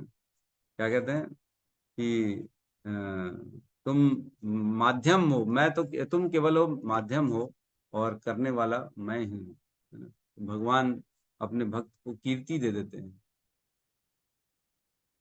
हाँ, यस, माता जी का प्रश्न, इंद्र ने भी परेशान किया था, तो सब व्यवस्था भगवान ने करी थी उनको प्रोटेक्ट करने की और अपने तक लाने की। तो हम अभी उस कथा में नहीं जा रहे हैं, ध्रुव महाराज की वो कथा पूरा वर्णन आता है ध्रुव कथा का ना, कैंटो 4 चैप्टर 8 9 10 11 12 13, इन चैप्टरों में पूरा ध्रुव महाराज की कथा है, कैसे उन्होंने घर छोड़ा, तपस्या करी, तपस्या के दौरान क्या हुआ, क्या क्या तकलीफें आई, कौन कौन दर्शन दिया, और नारद जी ने मंत्र दिया, फिर कितने महीने तक वो, पहले के शुरू के 4 महीने 3 महीने उन्होंने जो है सूखे पत्ते खाए, फिर उन्होंने सूखे पत्ते छोड़ दिए, केवल जल में उन्होंने 6 महीने तपस्या करी, फिर उन्होंने जल को भी छोड़ दिया, वायु में आ गए, फिर वायु को भी छोड़ दिया, उन्होंने सांस लेना बंद कर दिया। इस प्रकार से पूरी उनकी तपस्या का वर्णन है कि उन्होंने कैसे तपस्या करी थी। ठीक है, तो पहले से ही हैंड रेस हो गया। यस, गौतम बुद्ध कहिए प्रभु। हरे कृष्ण प्रभु जी, धन्यवाद प्रणाम। प्रभु जी, जैसे पिछले कई कक्षा में आपने बताया इस कथा में कि जो ध्रुव महाराज जी थे वो सकाम मिश्रित भक्ति शायद किए थे, जिसके कारण मतलब डायरेक्टली शायद भगवान के धाम नहीं गए थे उन्होंने शायद। तो प्रभु जी, ऐसा मतलब जैसे हम देखते हैं कि जैसे हमको शुरू से बताते हैं कि हमको भगवान से कोई भी अन्य चीज नहीं मांगना चाहिए, भगवान के से प्रेम उनकी भक्ति मांगना चाहिए। तो वो ध्रुव महाराज तो प्रभु जी इतना शुद्ध भक्ति कर रहे थे, भगवान स्वयं जैसे आ गए, तो वो जो सकाम निश्चित भक्त, तो वो इच्छा क्यों आई होगा प्रभु जी उनके में? देखो, ऐसा है कि जो ध्रुव महाराज ने भक्ति की, वो इस उद्देश्य से की कि मेरे को बड़ा राज्य चाहिए मेरे पिता से भी। उनके अंदर में इच्छा थी कि मैं बड़ा राज्य मांगूंगा भगवान से, क्योंकि उनकी माता ने यही सिखाया कि तेरे को जो चाहिए वो भगवान दे देंगे। तो उन्होंने इस उद्देश्य से तपस्या करी, और टिल द एंड पूरी तपस्या, जब तक भगवान के दर्शन नहीं हुए थे तब तक उनके हृदय में यही इच्छा थी। और जैसे ही भगवान ने दर्शन दे के उनके सर पे अपने शंख को टच किया, तब उनके अंदर ज्ञान आया कि नहीं नहीं नहीं, ये क्या मांग दिया, मैं क्या इच्छा कर लिया, ओहो, ये इच्छा तो नहीं करनी थी। मेरे को तो भगवान को भगवान चाहिए, मैं ये सब मांग के क्या करूंगा, राज्य राज्य तो एक दिन छूट जाएगा ना, एक दिन तो मेरा प्राण छूटेगा ही। तो उन्होंने, जब भगवान ने उनको शंख टच किया ना, तब उनके हृदय में सारा वैदिक ज्ञान प्रकाशित हुआ, तब उन्होंने इस इच्छा को हटा दिया, है ना। मतलब समझ में आ रहा है, तपस्या करी पूरी इसी इच्छा से, भगवान के दर्शन भी हो गए इसी इच्छा से, भगवान की जब स्तुति करने की इच्छा हुई, तब उनके पास शब्द नहीं थे क्योंकि वो छोटे बालक थे, लेकिन तब भी इच्छा थी कि मेरे को राज्य मांगना है भगवान से।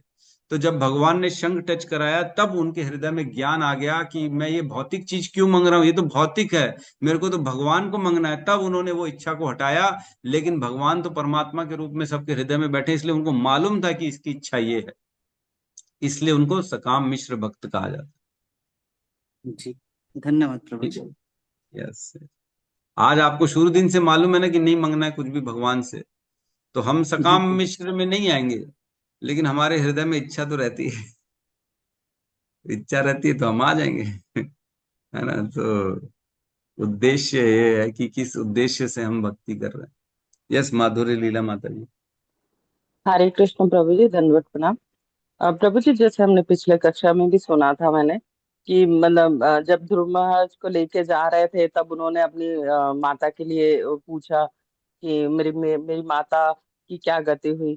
तो मैंने ऐसा सुना था कि उसके बाद ही उनको फिर आगे धाम, भगवान के धाम नहीं दिया गया, नहीं ले जाया गया, और उनको फिर वो ध्रुव लोग मतलब एक बना के दिया गया। ऐसा भी है क्या मतलब? यस यस, ऐसा भी है, बिल्कुल सही कह रहे हैं आप, क्योंकि उनके अंदर जो है उनकी माँ पथ प्रदर्शक गुरु थी, है ना, उनकी माँ ने भगवान की प्राप्ति कराई उनसे। तो हम देखते हैं कई जगह हमारे को ऐसा एग्जाम्पल मिलते हैं, जब भगवान के दर्शन हो जाते हैं ना, तो बद्री का आश्रम में जब स्वयं भगवान श्री राम गए थे, तब भरद्वाज के शिष्य बैठे थे, भगवान की राम राम राम राम राम तपस्या कर रहे थे।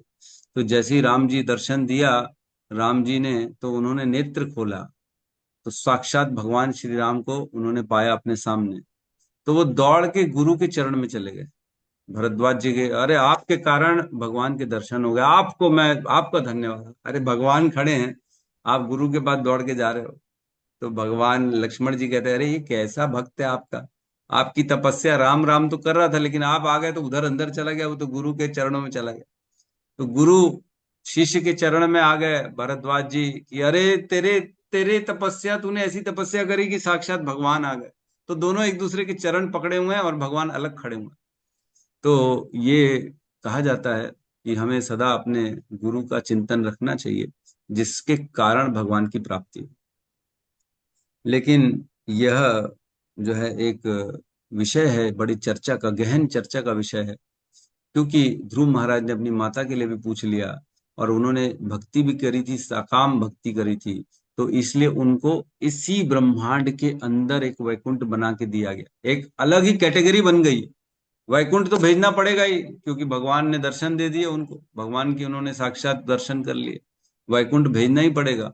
अब क्योंकि अंदर उनके अंदर थोड़ी सी कामना ही है, इसलिए इस ब्रह्मांड के बाहर आध्यात्मिक जगत में भी नहीं जा सकते। वहां तो जब तक पूरा निष्काम नहीं होता तब तक व्यक्ति जाता नहीं है। तो अब कंडीशन कैसे करें दोनों के लिए, तब इनके लिए स्पेशल एक ध्रुव लोक, वैकुंठ लोक का निर्माण किया गया, ताकि वो वैकुंठ बना रहे और उसका कभी भी नाश नहीं होगा, और उसमें साक्षात भगवान भी रहेंगे। वैकुंठ तभी बनता है जब साक्षात भगवान रहते हैं वहां पे। तो वहां पे साक्षात भगवान कृष्णी गर्भ रह रहे हैं ध्रुव महाराज के साथ, इसलिए उस लोक की स्तुति कर रहे नीचे और ऊपर के सभी लोगों। तो इस प्रकार की कई कई कई जगह ऐसे स्पेशल कंडीशन हो जाती है, तो भगवान को उसके लिए करना पड़ जाता है, निर्माण कर दिया इन्होंने अपने भक्त के लिए। जी, हरे कृष्ण प्रभु जी, धन्यवाद। हरे कृष्ण। यस यस, रिपुनाशन प्रभु जी कई। हरे कृष्ण प्रभु जी, प्रणाम। आप प्रणाम प्रभु जी। वैसे तो जब पढ़ा ना, मैंने भी इसके पहले भी पढ़ा, तो ऐसे ही लगा साधारण, क्या है इसमें, तो कुछ भी नहीं है, छोटी सी एक कहानी टाइप है। ये हम बचपन में क्लास में भी पढ़े हैं, बचपन में भी पढ़े हैं, लेकिन आज तो ऐसे ज्ञान चक्षु का सारे चक्षु खुल गए जो आपने इसके वर्णन किया है। तो प्रभु जी थोड़ा सा ये बताने का कष्ट करें कि ध्रुव महाराज को एकदम नारद की के गुरु के रूप में प्राप्ति कैसे हो गई प्रभु जी? उसके लिए उन्होंने कोई प्रयत्न किया या ऐसी प्राप्त हो गई? एक दूसरा प्रश्न ये है प्रभु जी कि ये जो अचल बैकुंठ लोक है, ये क्या है? क्या ये पृथ्वी जैसा है? क्या हमारे जैसे वासी रहते हैं, या इसका क्या वर्णन है? और दूसरा प्रभु जी, जो तीन प्रभु ने जन्म लिए थे, तीसरे जन्म में वो देवकी और वासुदेव के रूप, तो उसके पहले वाले दो जन्मों के बारे में भी जो थोड़ा सा बता दीजिए प्रभु जी। हरे कृष्ण। प्रभु जी का प्रश्न तो लंबा है, एक के बाद एक प्रश्न पूछ लिए, तो एक एक करके प्रयास करते उत्तर देने का। तो सबसे पहला प्रश्न, वैकुंठ, ये जो ध्रुव लोक है ये कैसा लोक है? तो ये वैकुंठ है साक्षात। यहाँ पे शिला प्रभुपाद लिख रहे हैं कि ये वैकुंठ है, ये अचल है, ये कभी नष्ट होने वाला नहीं है, ये सदा सदा के लिए रहने वाला।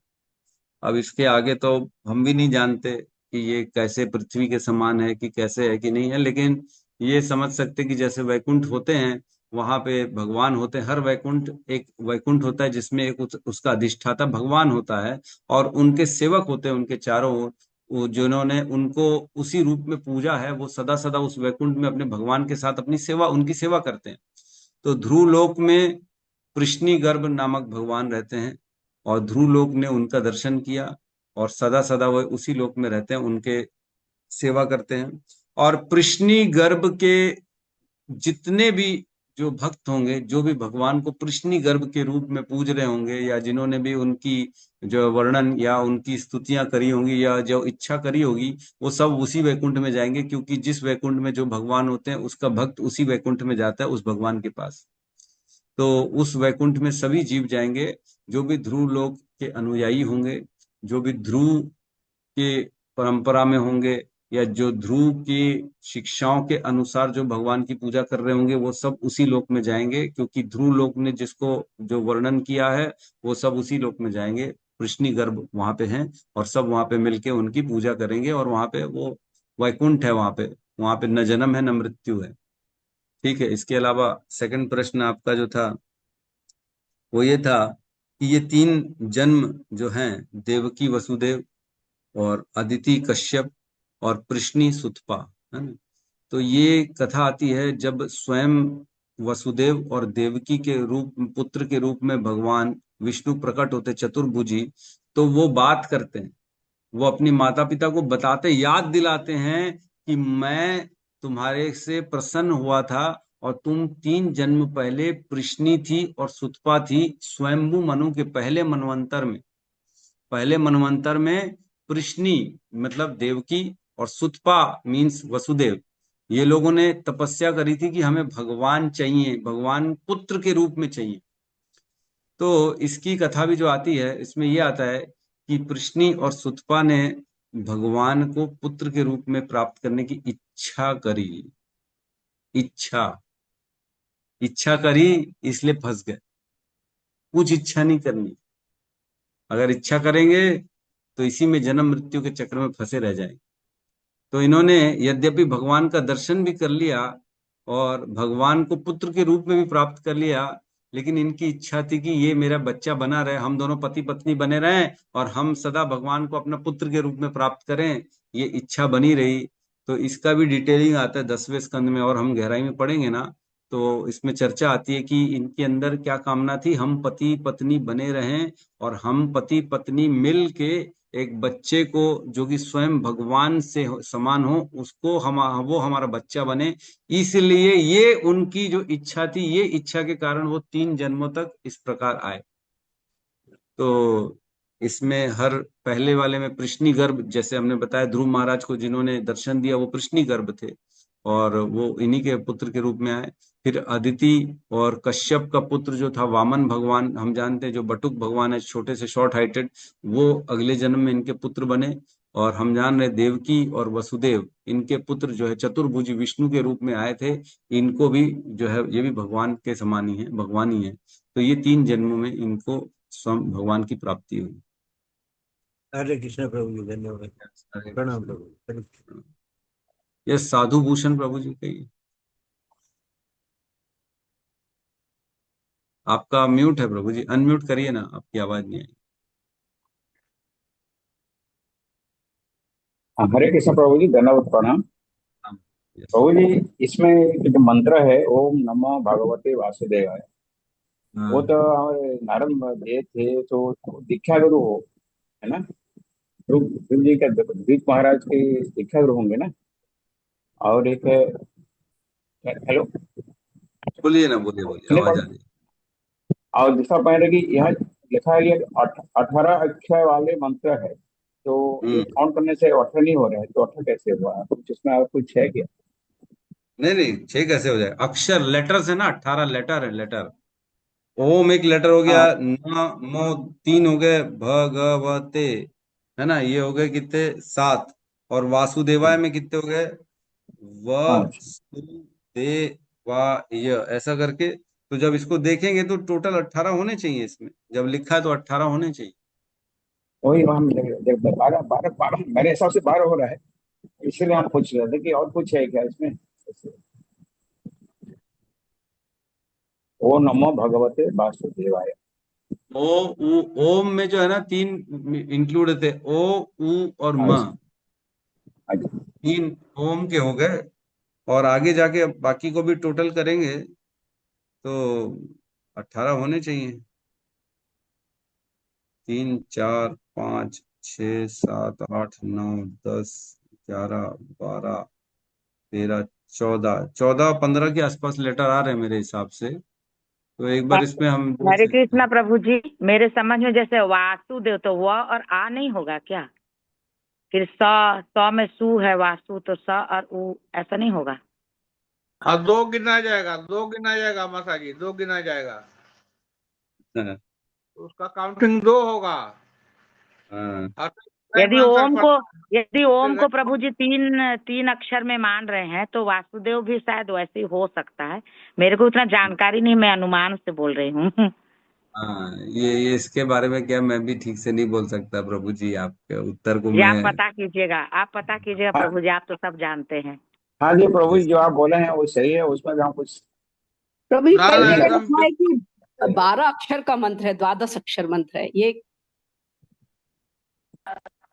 इसका मैं नहीं नहीं कह सकता कि ये 12 है कि 18 है। हो सकता है 18 की जगह 12 लिखना चाह रहा हो, 18 लिखा गया हो, पता नहीं। हाँ, प्रिंटिंग मिस्टेक भी हो सकती है कभी कभी। ओम को एक मानते हैं प्रभु जी, ना को क्या है न, ना एक है, मो एक है, भा ग, ऐसे 12 अक्षर का ही है, 12 अक्षर मंत्र है ये।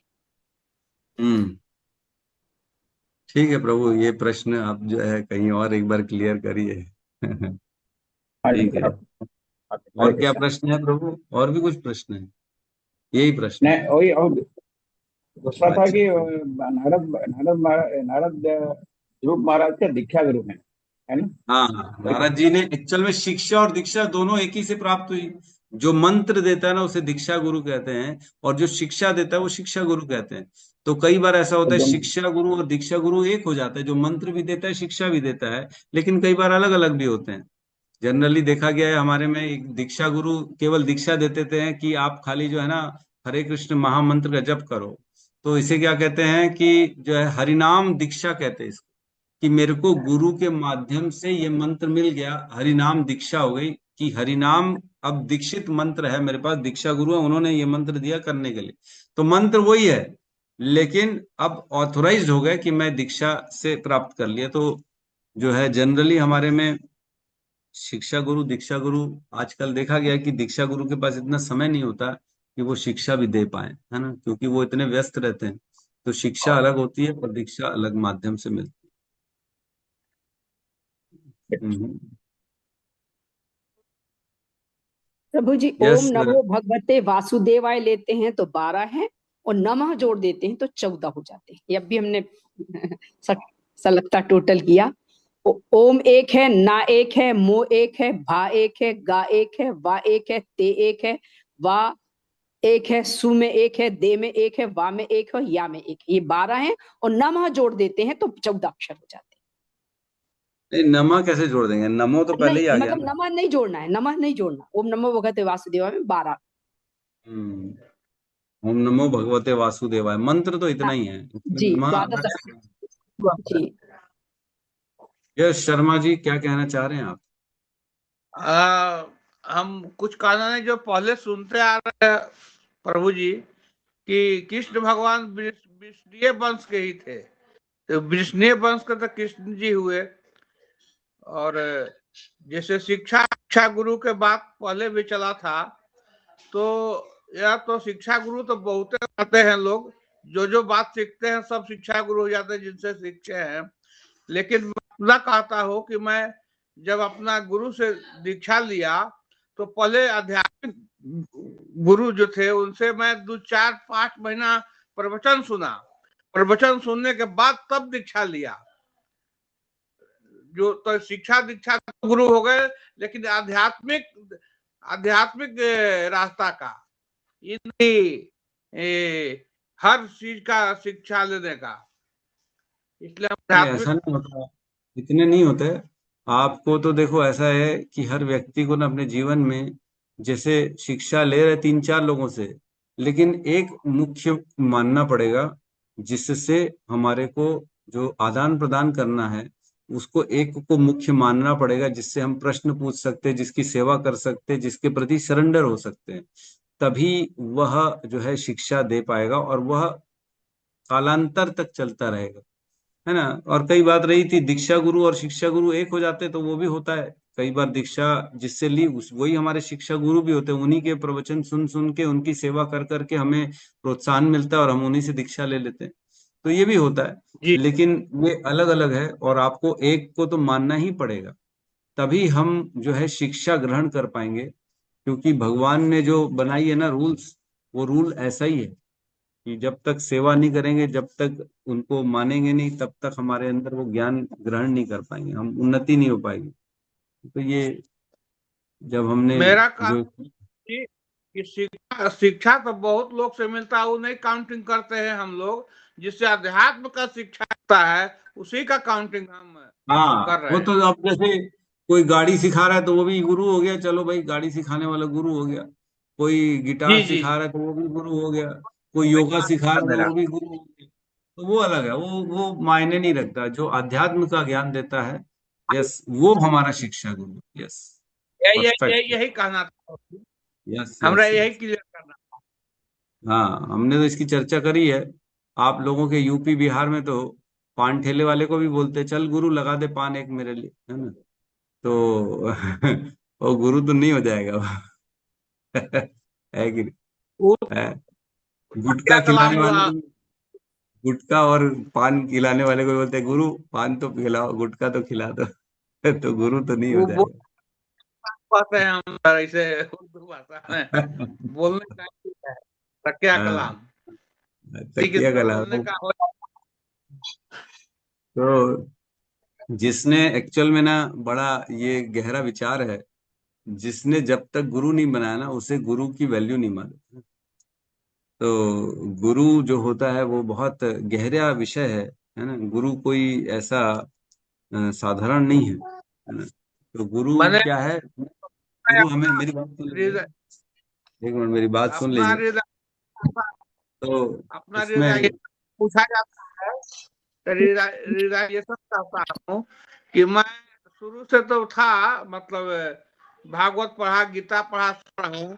अंत में अभी सबको हम बांध को बीच में अब रखने जा रहे थे कि इससे नहीं रामायण पर ही सब मिल जाता है, रामायण पढ़ेंगे, राम नाम कहेंगे। लेकिन बीच में रास्ता मिल गया फिर कि बहुत अच्छा लग रहा है। अब बीच में कैसे रास्ता मिल गया प्रभु जी, जो कि हम इसको बांध के सब अलग रखने जा रहे थे, रखा हुआ तक सब कि अब रामायण पढ़ेंगे, ये सब नहीं पढ़ेंगे, बहुत ऐसी हो गया। लेकिन अब फिर जुट गए लोग के साथ। अब कौन कृपा हुआ, अब बहुत अच्छा लग रहा भी है। रामचरितमानस में एक श्लोक आता है जिसमें कहते हैं कि हरई शिष्य धन शोक न हरई, है ना?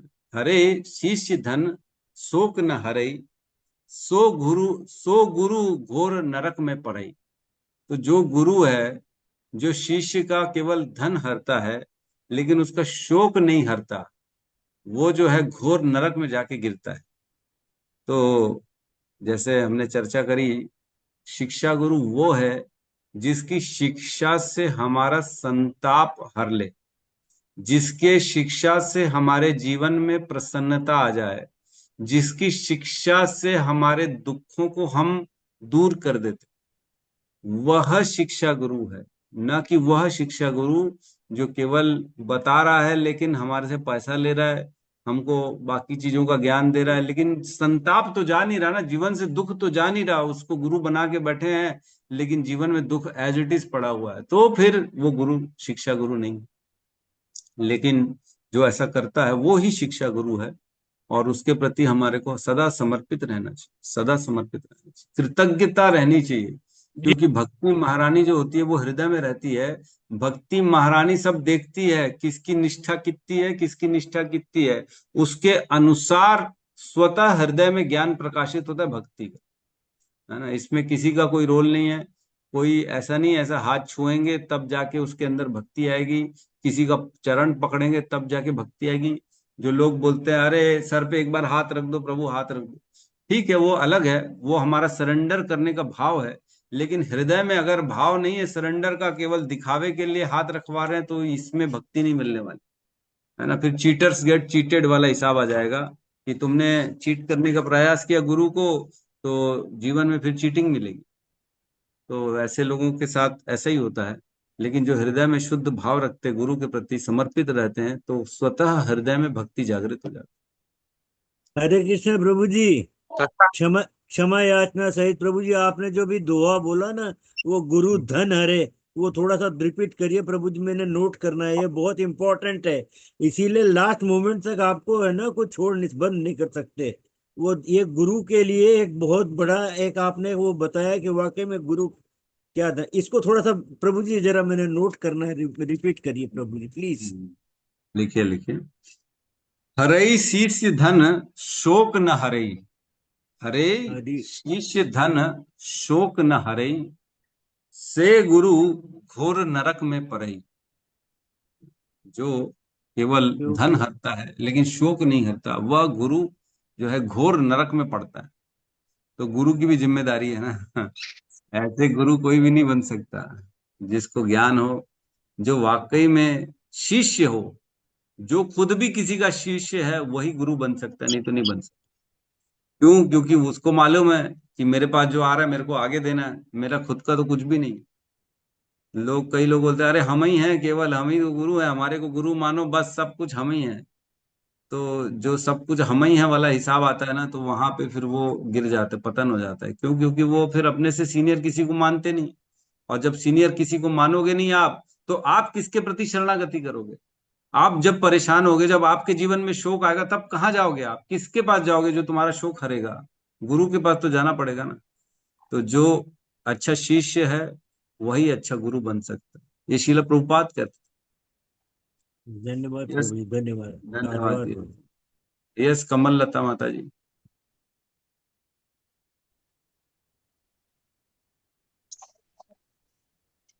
प्रभु जी एक चीज पूछना थी आपसे। हमसे एक माता जी कह रही थी कि हम जब दीक्षा लेंगे उन गुरु से जो हमारा सुख दुख जानेंगे। हरे कृष्णा हरे कृष्णा हरे कृष्णा हरे राम हरे कृष्णा कृष्णा कृष्णा हरे हरे हरे राम श्रीमद् भागवतम की जय भक्त वृंद की जय। जगत गुरु श्रील प्रभुपाद की जय। और प्रेमानंद हरि हरे कृष्ण। सभी भक्तों को दंडवत प्रणाम। सभी भक्तों के चरणों में दंडवत प्रणाम। हरे कृष्णा प्रभु जी, दंडवत प्रणाम। बहुत बहुत धन्यवाद हरे आपके। कृष्ण प्रभु जी, दंडवत प्रणाम।